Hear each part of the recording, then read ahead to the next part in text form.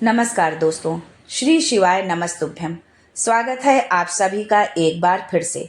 मेरे देवाधिदेव महादेव आप और आपके परिवार पर अपनी कृपा दृष्टि सदा सर्वदा बनाए रखें। दोस्तों, अगर आप अपनी लाइफ में नया कुछ सीखना चाहते हैं और हमारे चैनल पर पहली बार आए हैं तो चैनल को सब्सक्राइब करके बेल आइकन जरूर दबाइएगा। दोस्तों, सावन का महीना समाप्त देते हैं तो भगवान भोलेनाथ आपकी हर मुराद पूरी करते हैं।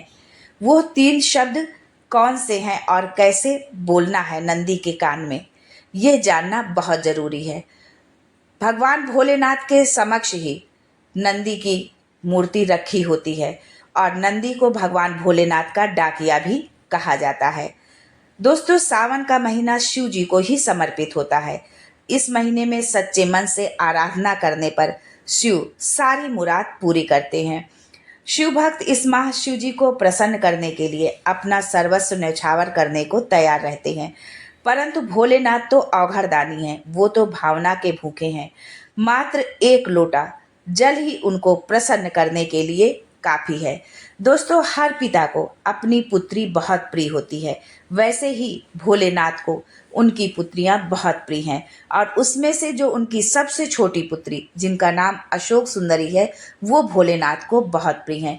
यदि आप भोलेनाथ की कृपा पाना चाहते हैं तो आप अशोक सुंदरी का पूजन करना बिल्कुल भी ना भूलें। लेकिन दोस्तों, यदि शिव मंदिर में आप जब प्रवेश करते हैं तो नंदी महाराज के कान में आप अपनी मनोकामना नहीं, आपको ये 3 शब्द यदि आप बोल देते हैं उनके कान में तो आपकी संपूर्ण मनोकामना जो आप भगवान शंकर से मांगने गए थे अतिशीघ्र पूरी हो जाती है। लेकिन दोस्तों, वो 3 शब्द क्या हैं और कैसे बोलना है, इसके अलावा और बहुत सारी जानकारी आपको आज के इस वीडियो में मैं देने वाली हूँ। लेकिन आगे बढ़ने से पहले आपसे रिक्वेस्ट करती हूँ कि वीडियो को लाइक करिएगा, दोस्तों को शेयर कर दीजिएगा और अगर आपने अभी तक चैनल को सब्सक्राइब नहीं किया है तो चैनल को सब्सक्राइब करके बेल आइकन जरूर दबाइएगा। दोस्तों, भोलेनाथ को नंदी अति प्रिय हैं। भगवान भोलेनाथ नंदी की किसी बात को नहीं टालते। नंदी महाराज को भगवान शिव का डाकिया भी कहा जाता है। आपके मन की मुराद, आपके मन की इच्छा, आपकी मनोकामना जो भी है वो भगवान शिव तक पहुंचाने के लिए नंदी माध्यम बनते हैं। दोस्तों, सावन के महीने में जलाभिषेक का विशेष महत्व होता है। जब आप शिव जी पर जल अर्पित करते हैं तो थोड़ा सा जल लोटे में बचा लें और वो जल नंदी महाराज के चरणों में अर्पित करें। जो पैर भगवान शंकर की ओर बढ़ा होता है, ऐसा करने से नंदी महाराज प्रसन्न होते हैं और आपकी अर्जी भोलेनाथ तक पहुंचा देते हैं। दोस्तों, संपूर्ण ब्रह्मांड ही शिव है। शिव ही आदि है और शिव ही अंत है। और हम महादेव की बात करते हैं तो शिव के साथ जुड़े भगवान शिव के वाहन नंदी महाराज को कैसे भूल सकते हैं। जहाँ पर भी भगवान शिव की पूजा होती है उस स्थान पर नंदी को भी याद किया जाता है। प्रत्येक मंदिर में भगवान शिव के ठीक सामने ही नंदी महाराज की मूर्ति स्थापित होती है। इस सावन में शिव जी के साथ माता पार्वती, विघ्नहर्ता गणेश, कार्तिकेय, भगवान शंकर की सबसे छोटी पुत्री अशोक सुंदरी का यदि आप पूजन करते हैं तो भगवान भोलेनाथ आपकी संपूर्ण मनोकामना को पूरी करते हैं। जिस प्रकार श्रावण मास में भगवान शंकर के पूजन का महत्व है, उसी प्रकार नंदी महाराज के दर्शन का भी महत्व है। नंदी महाराज भगवान शिव के वाहन ही नहीं हैं, उनके परम भक्त भी हैं। मान्यता है कि यदि आप अपनी मनोकामना नंदी महाराज के कान में कहते हैं तो वो आपकी मनोकामना भगवान शिव तक अति शीघ्र पहुंचाते हैं। भगवान शिव को नंदी अति प्रिय हैं, इसलिए भगवान शिव नंदी द्वारा लाई गई अर्जी को अति शीघ्र पूरा करते हैं। आपने देखा होगा कि नंदी महाराज मंदिर में भगवान शिव के सामने विराजते हैं। क्या आप जानते हैं कि क्यों? वो इसलिए कि भक्तों की प्रार्थना वो भगवान भोलेनाथ तक शीघ्र पहुंचा सकें। क्या है इसके पीछे की कथा, ये जानने के लिए वीडियो को अंत तक अवश्य देखें और कमेंट में हर हर महादेव जरूर लिखें। शास्त्रों में इस बात का जिक्र किया गया है कि स्वयं भोलेनाथ ने नंदी को वरदान दिया था कि जो तुम्हारे कान में ये 3 शब्द कहेगा उसकी मनोकामना शीघ्र पूरी होगी। भगवान शिव के प्रमुख गणों में से एक है नंदी महाराज। भैरव, वीरभद्र, मणिभद्र, चंदिश, श्रृंगी, भृगुटी, शैल, गोकर्ण, घंटाकर्ण, जय और विजय भी शिव के गण हैं। मान्यता है कि प्राचीन कालीन पुस्तक कामशास्त्र, धर्मशास्त्र, अर्थशास्त्र और मोक्ष शास्त्र में से काम शास्त्र के रचनाकार नंदी ही थे। नंदी महाराज शिव के अति प्रिय गण कैसे बने, इसके पीछे एक कथा है। शिलाद ऋषि ने भगवान शिव की घोर तपस्या के बाद नंदी को पुत्र रूप में पाया था। शिलाद ऋषि ने नंदी को संपूर्ण वेदों का ज्ञान प्रदान किया। एक दिन शिलाद ऋषि के आश्रम में मित्र और वरुण नाम के दो दिव्य ऋषि पधारे। नंदी ने अपने पिता की आज्ञा से उन ऋषियों की बहुत अच्छे से सेवा की। जब ऋषि जाने लगे तो उन्होंने शिलाद ऋषि को लंबी उम्र और खुशहाल जीवन का आशीर्वाद दिया, लेकिन नंदी को नहीं दिया। तब शिलाद ऋषि ने पूछा कि उन्होंने नंदी को आशीर्वाद क्यों नहीं दिया। इस पर ऋषियों ने कहा कि नंदी अल्पायु हैं। यह सुनकर शिलाद ऋषि चिंतित हो गए। पिता को चिंतित देखकर नंदी ने पिता से उनकी चिंता का कारण पूछा। तब शिलाद ऋषि ने बताया कि तुम्हारी अल्पायु के बारे में ऋषि कह गए हैं, इसलिए मैं चिंतित हूँ। ये सुनते ही नंदी हंसने लगे और बोले कि आपने मुझे भगवान शिव की कृपा से पाया है, तो मेरी उम्र की रक्षा भी वही करेंगे। आप बेवजह ही चिंतित हो रहे हैं। इतना कहकर नंदी भुवन नदी के किनारे शिव की तपस्या करने के लिए चले गए। नंदी की कठोर तपस्या से प्रसन्न होकर भगवान शिव प्रकट हुए और कहा, वरदान मांगो वत्स। तब नंदी ने कहा कि मैं उम्र भर आपके सानिध्य में रहना चाहता हूँ। नंदी के समर्पण भाव से प्रसन्न होकर भगवान शिव ने नंदी को गले लगा लिया और उन्हें बैल का चेहरा देकर अजरता और अमरता का वरदान दिया। साथ ही उन्हें अपने वाहन सर्वोत्तम गण के रूप में स्वीकार किया।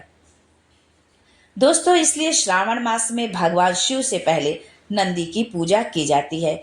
भोलेनाथ नंदी के माध्यम से ही पूजा अर्चना स्वीकार करके अपनी मनोकामना शीघ्र पूरी करते हैं। नंदी महाराज की पूजा करते समय ओम का उच्चारण करना चाहिए। ओम ब्रह्मा, विष्णु और महेश यानी त्रिमूर्ति का प्रतीक है, इसीलिए वैदिक मंत्रों के आरंभ में ओम का उच्चारण किया जाता है। नंदी महाराज भगवान शिव से अजरता और अमरता का वरदान पाकर कैलाश पर भोलेनाथ की सेवा आराधना में लगे रहते। कोई भी महादेव से मिलने आता तो पहले नंदी से मिलना अनिवार्य हो गया था।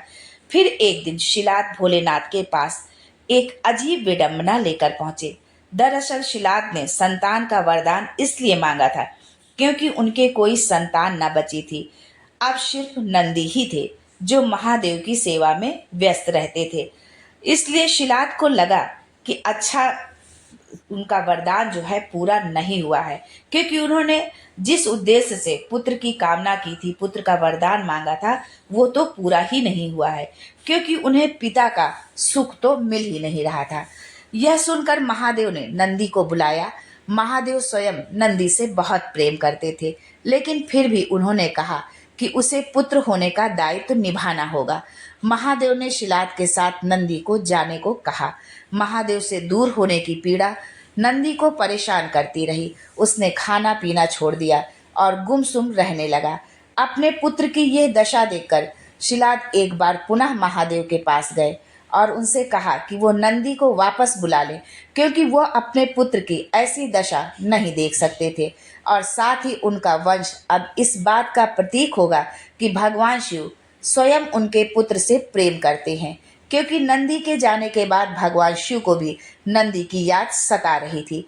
नंदी के इस अतुल्य प्रेम को देखकर भगवान शिव ने नंदी को यह वरदान दिया कि कोई भी प्रार्थना महादेव तक पहुंचानी हो तो वो नंदी के कान में बोल दिया जाए। ये प्रार्थना सीधा महादेव तक पहुंच जाएगी। यहाँ तक कि माता पार्वती ने भी भगवान शिव तक संदेश पहुंचाने के लिए नंदी के कान में ही बोला था। नंदी सदैव भगवान शिव के साथ ही रहते हैं। इसके बाद देवों के देव महादेव ने माता पार्वती की सहमति से सभी गणों, गणेश और वेदों के समक्ष गणों के अधिपति के रूप में नंदी का अभिषेक करवाया। तो इस तरह नंदी बने नंदेश्वर। दोस्तों, इस कथा से हमको पता चलता है कि भगवान शिव अपने भक्तों को कभी अकेला नहीं छोड़ते। पौराणिक मान्यताओं के अनुसार मारुतों की पुत्री सुयसा के साथ नंदी का विवाह हुआ। कहते हैं भगवान शिव ने उन्हें वरदान दिया था कि जहां उनका निवास होगा वहां नंदी भी हमेशा विराजमान रहेंगे। इसलिए हर शिव मंदिर में शंकर परिवार के साथ नंदी भी विराजमान रहते हैं। ये थी नंदी की कहानी। दोस्तों, अगर मन साफ हो और भगवान के प्रति आस्था सच्ची हो तो मनुष्य का उद्धार निश्चित है। दोस्तों, अब जो सबसे महत्वपूर्ण बात है वो आपको बताने जा रही हूँ कि नंदी के कान में आपको कौन से 3 शब्द बोलने हैं। भगवान भोलेनाथ सर्वज्ञ हैं, अपने भक्तों की कामना क्या है वो जानते हैं और उनके लिए क्या श्रेष्ठ और उत्तम है ये भी जानते हैं। आपको क्या चाहिए ये आप जानते हैं, लेकिन आपके लिए क्या अच्छा है ये सिर्फ भोलेनाथ ही जानते हैं। इसलिए दोस्तों, नंदी के कान में अपनी मनोकामना आपको नहीं बोलनी है, बोलना है आपको ओम नमः शिवाय। ये 3 शब्द ही काफी हैं आपके जीवन को सुखमय बनाने के लिए, आपकी संपूर्ण मनोकामना की पूर्ति के लिए। पूर्ण आस्था, विश्वास और श्रद्धा से बोलिए हर हर महादेव। आज के लिए बस इतना ही। दोस्तों, मिलते हैं अगले वीडियो में एक नई जानकारी के साथ। तब तक के लिए हर हर Mahadev and thanks for watching my video.